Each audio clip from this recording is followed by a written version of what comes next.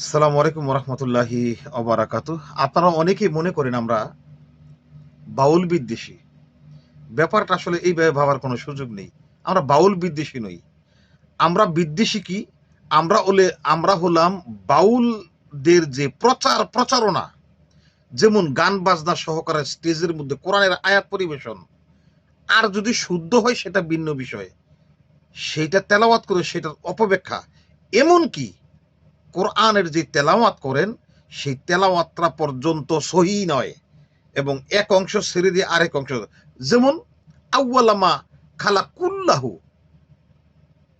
ইস্ক, এটা কোরআনের কোনো আয়াত নয়। এরকম করে বাবা আদমকে নিয়ে কখনো কটাক্ষ দেখি, বাবা আদমের পুরুষাঙ্গ নিয়ে কটাক্ষ দেখি। কোরআনের আয়াত হলো আল্লাহর কথা। প্রত্যেকটা কোরআনের আয়াত আল্লাহর বাণী, আল্লাহর কথা। আর সেই আল্লাহর কথাকে কি ধরনের অশ্লীলতার সাথে পরিণত করে মানব জাতির সামনে প্রচার করছেন। আর কতগুলো নালায়েক, বেহায়া, নাফরমান স্টেজের চার পালাতে বসে কি কথাগুলা কইতেছে আমার বাবাই। অমিনান নাসি মাইয়াশতারি লাহওয়াল হাদিস, যেটা হাদিসে নাই, কোরআনে নাই। আল্লাহর শানে, রাসূলের শানে বেয়াদবি, গোস্তাকি, বিভিন্ন ধরনের অশ্লীল কথা পর্যন্ত। অতএব আমরা সেদের বিদ্বেষী। আমরা হলাম এদের বিদ্বেষী।